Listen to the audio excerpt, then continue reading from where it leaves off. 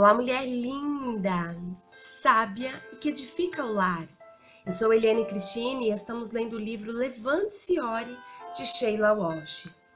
Esta leitura foi autorizada. Para a aquisição do livro, entre em contato com a editora Thomas Nelson ou com a Livrarias Família Cristã. Minhas orações fazem a diferença? Áudio número 10. Pai, eu oro pela amiga que me ouve. Ajude a entender que a proporcionalidade de tempo contigo é tempo investido para a transformação da vida dela. Eu oro em nome de Jesus. Amém. Tudo a ver com confiança. Creio que um dos motivos pelos quais é importante falarmos com Deus é porque a oração implica confiança e é a nossa maneira de dizer a Deus: creio que tu estás no controle, creio que tu me amas, creio que tu fazes tudo cooperar para o bem, independentemente da aparência das coisas. As primeiras palavras da oração que Jesus ensinou aos seus seguidores foram: Pai Nosso. A imagem é muito íntima, um convite para vir como uma criança, se enroscar no colo do seu pai e contar tudo a ele. Ouvi Donald Miller falar sobre a maneira como os cristãos costumam se aproximar de Deus, como se ele fosse o chefe deles, pedindo desculpas por estarem atrasados ou por não estarem com as tarefas em dia. Ele lembrou-nos de que Cristo nos deu as boas-vindas para orarmos ao nosso Pai e perguntou: quando foi a última vez que você se enroscou nos braços do seu chefe e abriu o coração? Evitando as óbvias piadas de mau gosto, o ponto de vista de Miller é claro. Somos convidados a um relacionamento de confiança absoluta e para nos achegar ao coração do nosso Pai, quanto mais tempo passarmos na presença de Deus, mais a nossa confiança cresce, mesmo quando as coisas não saem quando planejado. Na primavera de 2006, Barry e eu fizemos algo muito tolo. Compramos uma casa nova antes de termos vendido a que morávamos. Aconselhei pessoas a não fazerem esse tipo de coisa, mas é impressionante como podemos ficar cegos quando vemos o que queremos diante dos nossos olhos. Estávamos em um bairro muito barulhento, onde os adolescentes corriam em seus carros na mesma rua onde meu filho queria andar de bicicleta ou de skate.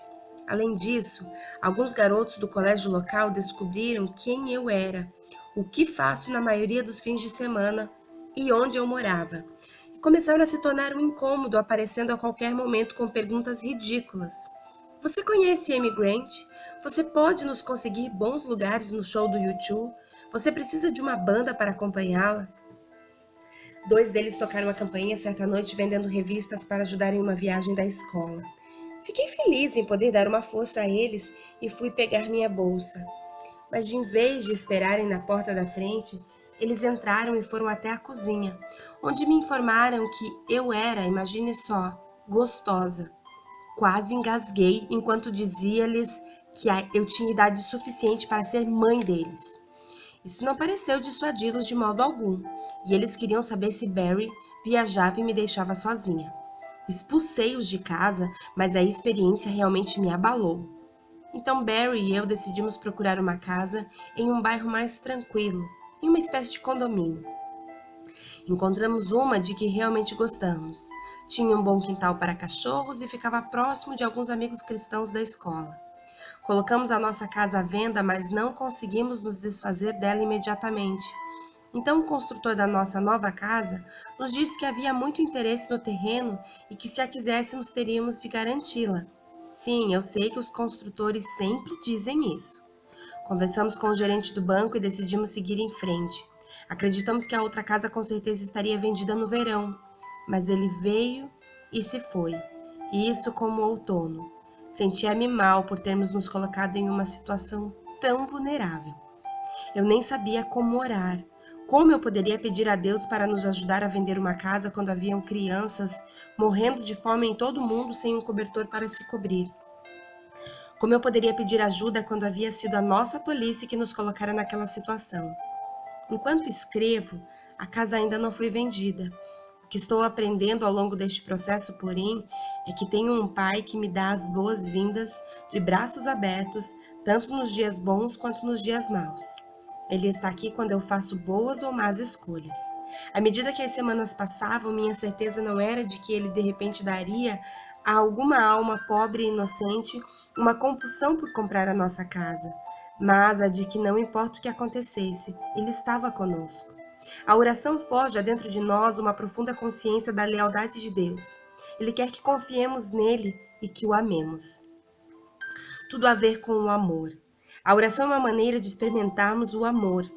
Não apenas uma forma de nós demonstrarmos o nosso amor a Deus, mas de recebermos o amor de Deus. Quando eu tinha 25 anos, o popstar britânico Cliff Richard produziu um álbum para mim usando os integrantes da sua banda. Um dos guitarristas de Cliff era um homem tímido e doce chamado Terry Britten, que também era um compositor. Um dia ele tocou um pedacinho de uma música que havia acabado de compor. Estou certa de que Terry não tinha como saber, quando ele se sentou com a sua fiel guitarra, que sua música, O Que o Amor Tem a Ver com Isso, seria gravada por Tina Turner e iria direto para o primeiro lugar nas paradas de sucesso. Quando penso no título dessa música e em nossa questão quanto à importância da oração, me parece claro que o amor tem tudo a ver com isso. Quanto mais apaixonados somos pelo Pai e por nosso Salvador Jesus, mais nos tornamos como Ele. As pessoas casadas há muito tempo dizem que se conhecem tão bem que podem completar as frases uns do outro. Imagine ter esse mesmo relacionamento com Deus, comunicar-se com Ele tão intimamente e com tanta frequência. Imagine os benefícios de um relacionamento como esse e o transbordamento de amor que viria dele. Deus anseia abrir o seu coração para nós. Ele não está procurando robozinhos perfeitos que sigam instruções, mas pessoas que compartilhem do seu amor. Creio que é muito difícil abraçarmos o amor dele porque nunca fomos amadas assim, já que todo o amor humano, até mesmo o melhor que já vivemos, é condicional e afetado pelo nosso comportamento ou pelas circunstâncias que sempre mudam. Mas isso não acontece com o amor de Deus. Toda vez que viajo para minha terra natal, a Escócia, um dos primeiros lugares que visito é o castelo em ruínas que fica à beira de um penhasco sobre o oceano. Olho para que o homem construiu o castelo e vejo como a erosão corroeu a pedra. Depois olho para o oceano que continua a bater nas rochas e na praia por eras seguidas. E penso em como o amor de Deus por nós é vasto como o mar. Ele não é corroído ou diminuído pelo tempo. É constante, forte e eterno. Tudo a ver com mudança. Finalmente, um motivo importante para a oração é o fato de que ela pode realizar mudanças, até mesmo no plano de Deus. O que, você diz? Minhas orações podem mudar o curso do plano de Deus, mas ele é bom. Bem, isso é verdade, mas também é fato que algumas vezes Deus ouviu as petições do seu povo e optou por mudar o seu plano deliberadamente. Não sempre, mas algumas vezes.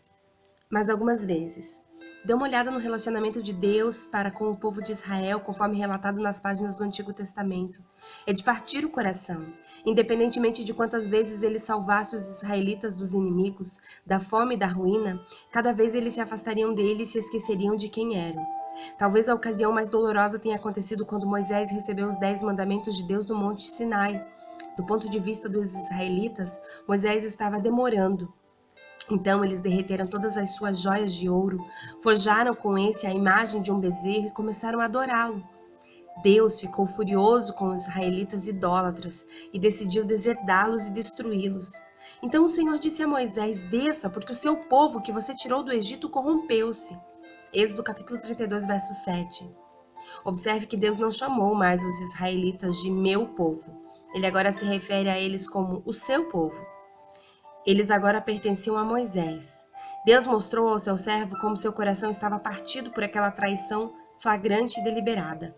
Ele disse a Moisés para deixá-los a sós, ardendo em sua ira, e depois ele eliminaria os israelitas e começaria tudo de novo, criando uma nova nação para Moisés. É aí que as coisas ficam interessantes. Moisés implorou a Deus para que ele reconsiderasse e perguntou a Deus como pareceria aos egípcios que o Deus de Israel havia libertado o seu povo apenas para matá-lo em uma montanha. Ele orou: por que diriam os egípcios foi com intenção maligna que eles que ele os libertou, para matá-los nos montes e bani-los da face da terra?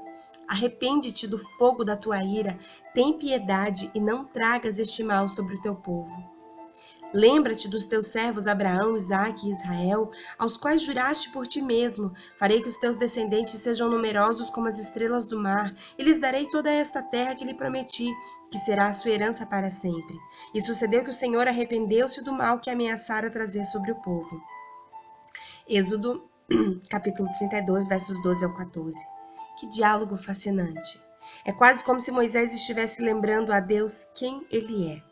O segredo desse diálogo só pode estar no fato de que Moisés compartilhava do coração de Deus pelo seu povo.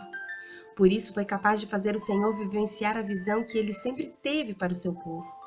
Essa não era uma oração do tipo: Deus, por favor, abençoa o meu projeto, mas sim uma oração do tipo: Deus, vamos nos lembrar do teu projeto. E Deus mudou de ideia, inacreditavelmente. Ele deu ouvidos às palavras de Moisés e permitiu que o povo imperfeito e ignorante continuasse vivo para que pudesse aprender. Para que você não pense que isto foi algo que aconteceu uma única vez, existem muitos exemplos na Bíblia nos quais Deus muda de ideia.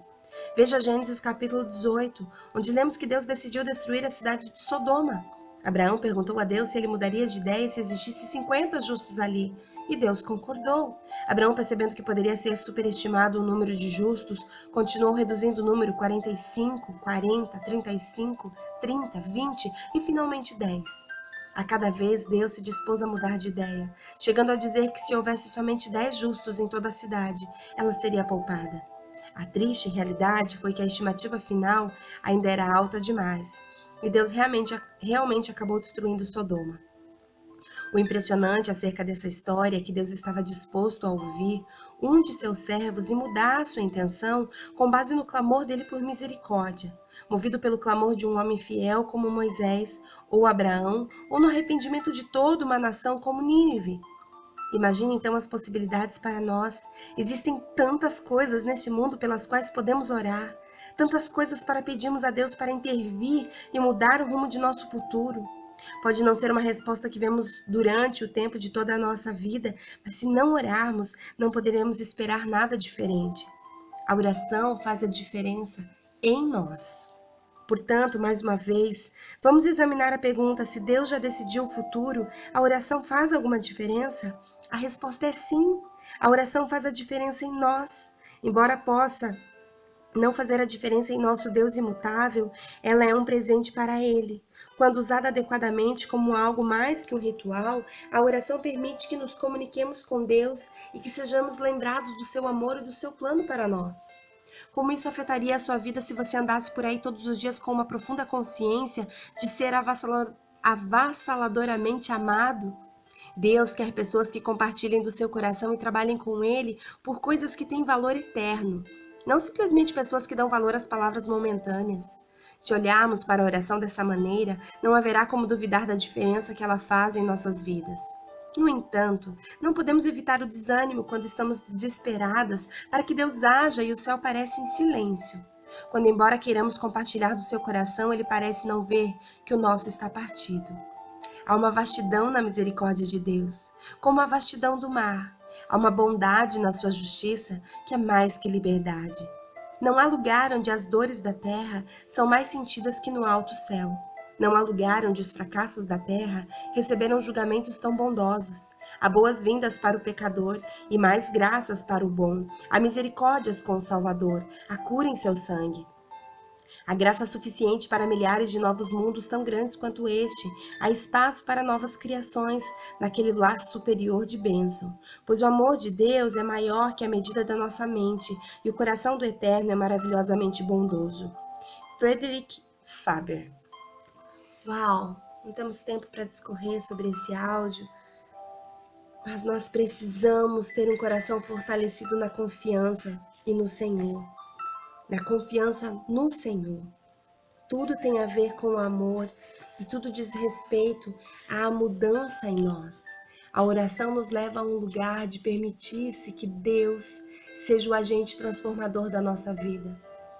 Nem todas as nossas orações serão respondidas da forma como que nós desejamos, mas é certo que nós podemos afirmar que Deus é bom em todo o tempo e em todo o tempo Ele é bom. Um grande beijo e até o nosso próximo áudio.